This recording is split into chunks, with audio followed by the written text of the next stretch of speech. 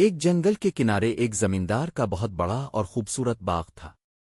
وہ اس زمیندار غصے سے کہتا، تمہاری غیر موجودگی میں پودوں کو کون پانی دے گا؟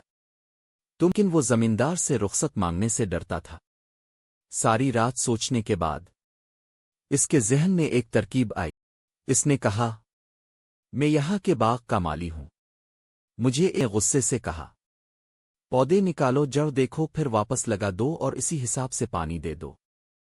انہوں نے پودے اکھاڑ کر جڑیں دیکھیں، پھر انہیں بے ترتیبی سے واپس لگا دیا اور پانوں کی جڑیں ٹوٹ گئیں اور پودے مرجھانے لگے۔ اگلے دن زمیندار اس نے فوراً مالی کو بلایا۔ ڈرا ہوا مالی ساری بات بتا بیٹھا۔ زمیندار کو ایک جنگل کے کنارے ایک زمیندار کا بہت بڑا اور خوبصورت باغ تھا۔ وہ اس باغ سے بہت محبت کرتا تھا، چونکہ وہ خود اس کی دیکھ بھال نہیں کر سکتا تھا، اس لیے اس نے ایک مالی رکھ لیا۔ مالی بہت محنتی اور وفادار تھا۔ وہ روز باغ کو پانی دیتا، پودوں کا خیال رکھتا اور انہیں ہرا بھرا رکھتا۔ گرمیوں کا موسم تھا، اس لیے مالی کو روزانہ پانی دینا پڑتا تھا۔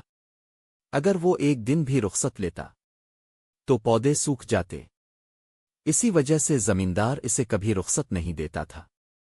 جب بھی مالی رخصت مانگتا، زمیندار غصے سے کہتا، تمہاری غیر موجودگی میں پودوں کو کون پانی دے گا؟ تمہیں رخصت نہیں مل سکتی۔ یہ سن کر مالی خاموش ہو جاتا۔ ایک دن مالی کے گاؤں میں سالانہ میلہ لگنے والا تھا۔ وہ بہت خوش تھا اور جانا چاہتا تھا، لیکن وہ زمیندار سے رخصت مانگنے سے ڈرتا تھا۔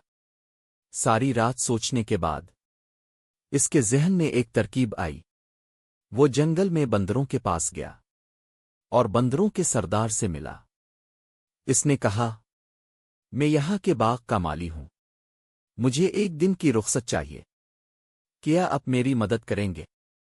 بندر کے سردار کو اس پر ترس آ گیا۔ اس نے کہا، فکر نہ کرو، تم میلے میں چلے جاؤ۔ اب بندروں نے کام تو شروع کر دیا، مگر ایک مسئلہ تھا۔ انہیں معلوم نہیں تھا کہ ہر پودے کو کتنا پانی دینا چاہیے۔ وہ اپنے سردار کے پاس گئے اور پوچھا۔ سردار نے تھوڑا سوچا اور بولا، ہر پودے کو اس کی جڑ کی لمبائی کے مطابق پانی دو۔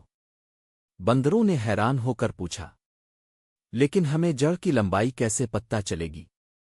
سردار نے غصے سے کہا، پودے نکالو، جڑ دیکھو، پھر واپس لگا دو اور اسی حساب سے پانی دے دو۔ بندروں کو یہ بات بہت عقلمندی لگی۔ وہ فوراً کام میں لگ گئے۔ انہوں نے پودے اکھاڑ کر جڑیں دیکھیں، پھر انہیں بے ترتیبی سے واپس لگا دیا اور پانی دے دیا۔ مگر اس بے وقوفی میں زیادہ تر پودوں کی جڑیں ٹوٹ گئیں اور پودے مرجھانے لگے۔ اگلے دن زمیندار حسب معمول باغ کی سیر کو نکلا۔ جیسے ہی اس کی نظر باغ پر پڑی، وہ حیران رہ گیا۔ پودے اکھڑے ہوئے تھے اور سارا باغ برباد ہو چکا تھا۔ اس نے فوراً مالی کو بلایا۔ ڈرا ہوا مالی ساری بات بتا بیٹھا۔ زمیندار کو بہت غصہ آیا۔ اس نے ایک لمحہ بھی سوچے بغیر مالی کو نوکری سے نکال دیا، اور یوں اپنی ایک نادان اور غلطی بھری چال کی وجہ سے بیچارہ مالی اپنی نوکری سے ہاتھ دھو بیٹھا۔ سبق: بغیر سمجھے سوچے کیا گیا فیصلہ کبھی کبھی بڑے نقصان کا سبب بن جاتا ہے۔